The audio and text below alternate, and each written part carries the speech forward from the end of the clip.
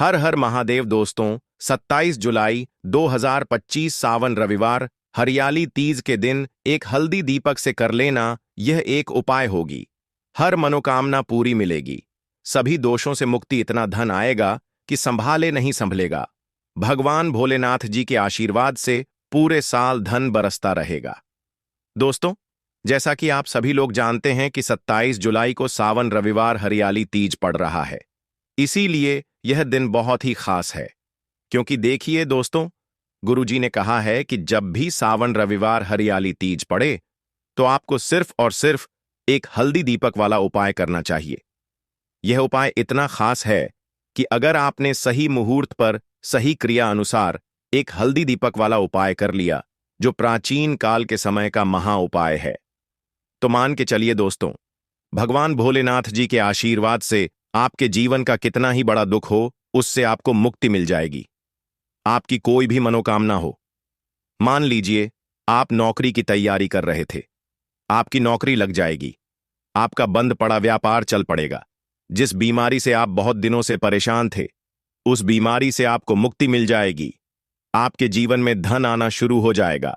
आपके जीवन में धन आने के सारे रास्ते खुल जाएंगे और मान के चलिए दोस्तों, फिर आपको किसी भी प्रकार की परेशानी का सामना नहीं करना पड़ेगा। इसीलिए दोस्तों, इस दिन आप लोगों को इस वाले उपाय को जरूर कर लेना है। भले ही आपने पूरे साल भर इस उपाय को ना किया हो, पर अगर आपने इस सावन रविवार हरियाली तीज के दिन अगर इस वाले उपाय को कर लिया, तो आपको इस उपाय को करने का वह फल मिलेगा जिसकी आपने कभी कल्पना भी नहीं करी होगी। इसीलिए आप लोग इस एक हल्दी दीपक वाले उपाय को एक बार जरूर कर लेना, ताकि आप लोगों के हाथ से यह मौका न जा सके और आपको इस उपाय को करने का फल मिल सके। दोस्तों, यह उपाय पंडित जी ने अपनी अभी की ही शिव महापुराण की कथा में बताया है, जो इस उपाय को आज हम आपको बहुत अच्छे से समझाने वाले हैं। इस वीडियो को देखने के बाद इस उपाय को समझने के लिए आपको कोई और वीडियो को देखने की जरूरत नहीं पड़ेगी। तो चलिए दोस्तों, उपाय को शुरू करते हैं। उससे पहले हे भगवान भोलेनाथ, आपके इस वीडियो को जो भी लाइक और चैनल को सब्सक्राइब करें, उसके जीवन में कभी दुख दर्द मत आने देना। साथ ही साथ कमेंट बॉक्स में 5 ओम नमः शिवाय जरूर लिखें, ताकि भगवान भोलेनाथ जी की कृपा आप सभी को प्राप्त हो सके। इसी के साथ मैं आप सभी को बता दूं कि आप लोग वीडियो को पूरा नहीं देखते हो, को काट काट कर देखते हो और गलत गलत उपाय को कर लेते हो, तो आपसे निवेदन है कि वीडियो को पूरा जरूर देखें। देखिए दोस्तों, यह सावन रविवार हरियाली तीज का दिन यह इतना खास होता है, इतना महत्वपूर्ण होता है। देखा गया है कभी कभी बड़े बड़े पूजा पाठ अनुष्ठान से जो मनोकामना पूर्ण नहीं होते, वह सावन रविवार हरियाली तीज के दिन एक छोटे से उपाय करने से ही आपकी मनोकामना पूर्ण हो जाती है। और बहुत सारे लोगों ने इस उपाय को किया भी है और उनको इस उपाय को करने का फल भी जरूर मिला है। अगर आप लोग भी इस उपाय को करना चाहते हैं, तो आप इस उपाय को पहले अच्छे से समझ लेना, सुन लेना, उसके बाद करना। आपको इस उपाय का फल जरूर मिलेगा और इस उपाय को कर लेने से आपके घर में चाहे किसी भी प्रकार की दुख और समस्या क्यों ना चल रही हो, आपको उसका कारण भी नहीं पता है कि भाई यह समस्या किस कारण से चल रही है। उसका कुछ भी कारण हो सकता है, जैसे पितृदोष हो सकता है या किसी भी तरह का मंगल दोष भी हो सकता है। तो इस दिन आप लोगों को यह वाला उपाय कर लेना है। यह एक ऐसा उपाय है जिस उपाय को अगर किसी विशेष दिन पर किया जाए, तो भाई उस विशेष दिन का जो है वह तो हमें मिलता ही मिलता है। पर हमने उस दिन पर इस एक हल्दी दीपक वाले उपाय को किया है, तो हमें उससे भी बड़ा फल मिलता है और फल बहुत जल्दी मिलता है, क्योंकि आप इस उपाय को बहुत ही बड़े और विशेष दिन पर कर रहे हो। तो चलिए अब उपाय के बारे में बात करते हैं, लेकिन उससे पहले आप लोगों को यह जानना आवश्यक है कि आखिर यह उपाय किस समय करना है, किसको करना है और कैसे करना है। तो चलिए हम आगे आपको वीडियो में एक एक करके बता देते हैं। तो दोस्तों, इस एक हल्दी दीपक वाले उपाय को हमें इस सावन रविवार हरियाली तीज के दिन कैसे करना है, किसको करना है, किस समय करना है और कहां पर करना है, ये सारे सवालों के जवाब आपको इस वीडियो में मिल जाएंगे। और जो ये वीडियो देखेगा भाई, उसको एक हल्दी दीपक वाला उपाय जरूर करना चाहिए, क्योंकि इस दिन शत्रुओं और किसी भी दोष, किसी भी बीमारी से मुक्ति पाने के लिए एक हल्दी दीपक का बहुत ही बड़ा और विशेष महत्व होता है। और जब बात आ जाए एक हल्दी दीपक की, तो यह सोने पर सुहागा वाली बात हो जाती है और यह एक बहुत ही बड़ा उपाय हो जाता है। अब दोस्तों, इस एक हल्दी दीपक वाले उपाय को आखिर करना किसको है, सबसे पहले हम लोग वह बात जान लेते हैं। तो देखो, घर की जो बड़ी माताएं बहनें होती हैं, उन माताओं बहनों में से कोई भी एक बड़ी माता बहन इस वाले उपाय को कर सकती है। और दोस्तों, अगर आप चाहे तो अपने घर में से सभी सदस्यों को भी इस उपाय को करवा सकते हैं। अगर किसी व्यक्ति की खुद की कोई मनोकामना है, खुद की कोई दुख और परेशानी है जो कि वह अपने लिए ही करना चाहता है, इस वाले उपाय को तो वह खुद अपने लिए भी कर सकता है। बाकी अगर कोई घर में से ऐसा है जो कि अपने पूरे घर परिवार की सुख और शांति के लिए यह वाला उपाय करना चाहता है, तो भाई वह भी कर सकता है। उसमें भी कोई दिक्कत वाली बात नहीं है। कहने का मतलब यह है कि इस उपाय को हर एक सदस्य भी कर सकता है, और पूरे घर परिवार के सदस्य के लिए घर की बड़ी माताओं बहनों में से कोई एक माता बहन भी कर सकती है। माताएं बहनें अगर घर में उपस्थित ना हो या वह यह वाला उपाय ना कर पा रही हो, तो फिर घर का कोई बड़ा सदस्य भी इस एक हल्दी दीपक वाले उपाय को कर सकता है, चाहे फिर वह पुरुष ही क्यों ना हो। उसमें कोई भी दिक्कत वाली बात नहीं है। अब दोस्तों, एक हल्दी दीपक वाले उपाय को हमें करना कहां पर है? देखो, इस उपाय को हमें मंदिर में ही करना है। बहुत सारे लोग प्रश्न करते हैं, हर एक उपाय को करते समय क्या हम इस उपाय को घर पर या मंदिर में कर सकते हैं?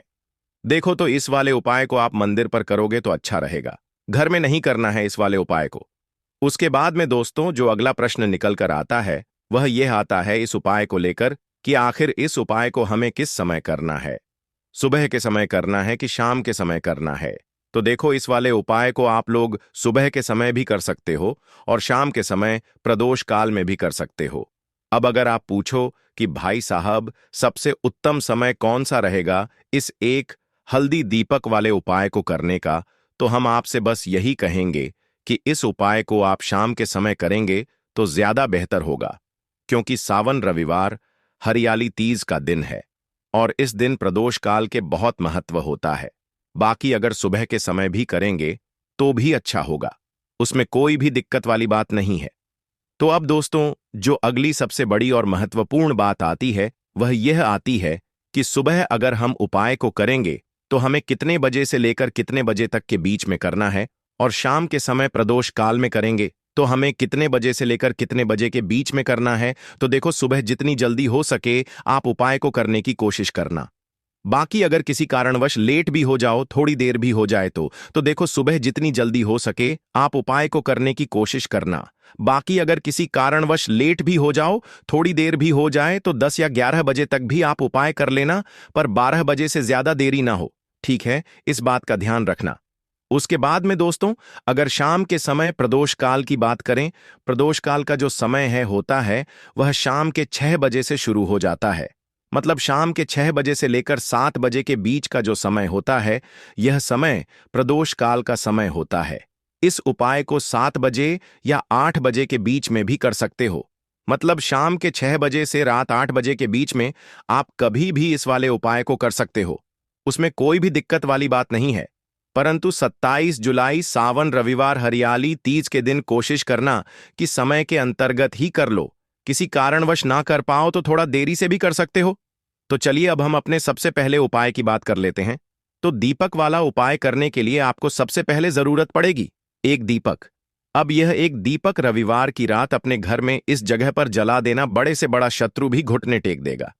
दोस्तों, जैसा कि आप सभी जानते हैं, मार्गशीर्ष महीने की रविवार के दिन बहुत ही शुभ संयोग बन रहे हैं, और इस दिन अगर आप 11 लौंग और एक कपूर अपने घर में जलाते हैं तो शत्रुओं से हमेशा के लिए आपको छुटकारा मिल जाएगा। अब देखिए, किसी भी व्यक्ति के जीवन में जब शत्रु से परेशान करते हैं तो वह व्यक्ति अपने जीवन में दुखों से बहुत परेशान हो जाता है। शत्रु हमेशा कुछ ना कुछ ऐसा करवाते हैं जिसके बाद नजर दोष लगती है और अच्छा खासा काम भी बिगड़ने लगता है। व्यापार में मदद आने लगता है। लोगों की तबीयत खराब होने लगती है। जरूरी नहीं है कि सामने वाला व्यक्ति जैसा दिखता है वैसा हो। देखिए, बहुत सारे लोग हैं जो बहुत अच्छे होते हैं, है ना? लेकिन कुछ लोग ऐसे होते हैं जो कब आपके शत्रु बन जाते हैं, आपको खुद भी पता नहीं चलता है। एक तो वह शत्रु होते हैं जो सामने से सीधे सीधे हम पर वार करते हैं, है ना? एक शत्रु ऐसे भी होते हैं जो कि पीठ पीछे कुछ होते हैं और सामने से कुछ होते हैं, है ना? ना ना। तो ऐसे शत्रु होते हैं गुप्त शत्रु, और ऐसे शत्रुओं से हमेशा आपको बचकर रहने की जरूरत होती है। आप अपने शत्रुओं को शांत भी कर सकते हैं और इस उपाय को करने से आपको शत्रुओं से छुटकारा भी मिल जाएगा।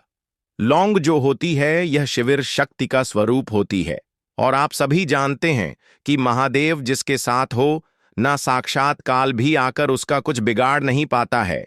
अच्छा, रविवार का जो दिन होता है यह इतना उत्तम होता है कि आप इस दिन अपने पितरों को प्रसन्न कर सकते हैं, धन प्राप्ति के लिए उपाय कर सकते हैं और शत्रुओं से भी छुटकारा पा लेते हैं। जब 11 लौंग का उपाय और एक कपूर का उपाय अपने घर पर करते हैं तो बात कर लेते हैं। सबसे पहले उपाय की, जो कि पितरों को प्रसन्न करने के लिए है। देखिए, पितृ जब किसी से नाराज हो जाते हैं, न तो उस व्यक्ति के जीवन में बीमारियां, दुख, धन की समस्याएं लगातार बढ़ती हैं, तो कोशिश करें कि हमेशा अमावस के दिन आप अपने पितरों को प्रसन्न करने के लिए उपाय करें। अच्छा, पितृदोष अगर घर में जरा सा भी होता है ना, तो सबसे ज्यादा कष्ट जो आता है वह बच्चों के जीवन पर आता है। बच्चों का मन पढ़ाई में नहीं लगता है, उन्हें आसानी से जीवन में सफलता नहीं मिलती है। बहुत सारे लोगों के यहां संतान को लेकर बहुत समस्याएं होती हैं कि संतान नहीं हो रही है ना? तो पितरों को प्रसन्न करने के लिए आपको इस दिन क्या करना है कि सूर्य भगवान को अर्घ देना है। तो थोड़ा सा तांबे का लोटा अगर हो तो तांबे के लोटे में जल भर लें, वरना किसी भी लोटे में आप जल लें। उसके अंदर आपको क्या करना है, थोड़े से अक्षत के दाने डालने हैं, थोड़े से चावल के दाने, थोड़ी सी किसरी डाल लें। अगर लाल फूल है तो लाल फूल डाल लें और सूर्य भगवान को अर्घ दें। अगर भी आप जल चढ़ा देते हैं, अर्घ दे देते हैं, तब भी आपके घर से पितृदोष दूर होता है। तो जब भी आप रविवार के दिन सूर्य भगवान को अर्घ देते हैं, इससे आपके पितृ प्रसन्न होते हैं। साथ ही साथ अगर आप कर सकते हैं तो पीपल का जो पेड़ होता है, इसमें भी हमारे पितरों का वास माना जाता है। तो आपको क्या करना है कि एक लोटे में या किसी भी बर्तन में आपको जल लेना है, उसमें थोड़े से आपको काले तिल के दाने डालने हैं, काला तिल डालना है। साथ ही साथ आपको क्या करना है, थोड़े से मिश्री के दाने डालने हैं, गुड़ भी आप यहां पर डाल सकते हैं। अब यह मीठा जल आपको पीपल के पेड़ में चढ़ाना है। आपके घर के आसपास जहां भी पीपल का पेड़ हो, आप रविवार के दिन सुबह के समय में पीपल की जड़ में यह मीठा जल चढ़ाएं और अपने पितरों से क्षमा याचना करें। साथ ही साथ दीपक अगर आप लगा सकते हैं तो पीपल के पेड़ के नीचे आपको दीपक जरूर से रविवार के दिन शाम के समय में लगाना चाहिए। पितृ आपके हमेशा प्रसन्न रहेंगे और कभी भी पितृदोष की वजह से घर में कोई दुख और कष्ट नहीं आएगा। तो बहुत ही उत्तम सा यह उपाय है जो कि पितरों को प्रसन्न करने के लिए है, और जीवन के दुख कष्ट जो हैं वह बहुत जल्दी दूर होते हैं जब आप हमेशा अपने पितरों को प्रसन्न रखते हैं। तो चलिए अब बात कर लेते हैं 11 लौंग और 1 कपूर घर में किस जगह पर जलाना है, और इस उपाय को करने से कैसे आप अपने शत्रुओं से छुटकारा पा सकते हैं। शत्रु कभी आपको परेशान नहीं करेंगे। शत्रु चाहे कैसे भी हो, सामने से कोई व्यक्ति शत्रु है या गुप्त शत्रु है, हर प्रकार के शत्रु जो है यह शांत हो जाएंगे और चाहकर भी आपका कुछ बिगाड़ नहीं पाएंगे। तो देखिए, उपाय को करने के लिए आपको 11 साबुत लौंग लेनी है। एक भी लौंग खंडित ना हो, टूटी हुई ना हो। एक छोटा सा कपूर का टुकड़ा लेना है, जिसे कि कपूर की टिकिया भी बोलते हैं। एक कोई भी यहां पर मिट्टी का दीपक ले लें या पीतल का बर्तन ले लें, उसके अंदर 11 लौंग रखेंगे, 1 कपूर रखेंगे, थोड़ा सा देसी घी इसके ऊपर से आप डाल देंगे। अब यह आपको रविवार के दिन रात के समय में, ठीक है ना? जब सूर्य अस्त हो जाता है उसके बाद किसी भी समय आपको अपने घर में जलाना है और इसका धुआं पूरे घर में अच्छे से दिखाना है। जितने भी कमरे हैं, जितने भी रूमर्स हैं, बरामदा, आंगन, ठीक है ना, बालकनी, जो भी आपके घर में है, सभी जगह पर आपको इसका धुआं अच्छे से दिखाना है। और साथ ही साथ आपको महादेव का ध्यान जरूर करना है। देखिए, जब भी आप अपने घर में यह लौंग और कपूर रविवार के दिन जलाते हैं, सबसे पहले तो शत्रुओं से छुटकारा मिल जाता है। कोई भी शत्रु कुछ भी करता है, वह आपके घर तक चीज नहीं पहुंचती है, आपका कुछ नहीं बिगड़ता है। दूसरी चीज कि जब भी लौंग और कपूर आप जलाएंगे, आपके घर पर कोई संकट नहीं आता है, आपके धन पर कोई संकट नहीं आता है, घर में कोई परेशानियां नहीं आती हैं और हमेशा आपके घर में सकारात्मक ऊर्जा बढ़ती है, पॉजिटिव एनर्जी बढ़ती है, जिसके बाद आपके घर में धन की देवी माता लक्ष्मी वास करती है। लौंग और कपूर जिस घर में कोई भी व्यक्ति जलाता है, विशेषकर रविवार के दिन, तो ऐसा समझ लीजिए इसके बहुत चमत्कार हैं, बहुत ज्यादा लाभ है। तो कोशिश कर कि रविवार के दिन रात के समय में किसी भी समय आप अपने घर में 11 लौंग और 1 कपूर जरूर जलाएं। शत्रु जो हैं वह घुटने टेक देंगे और आपका कुछ नहीं बिगाड़ पाएंगे। साथ ही साथ धन की वर्षा भी घर में होगी और धन से जुड़ी जितनी भी समस्याएं आपके जीवन में आ रही हैं, बहुत तेजी के साथ आपके जीवन से दूर होती चली जाएंगी। तो चलिए अब बात कर लेते हैं अपने तीसरे उपाय की। और तीसरा उपाय है धन वर्षा के लिए और धन को बढ़ाने के लिए। बहुत सारे लोगों की यह समस्या होती है कि पैसा बढ़ता नहीं है।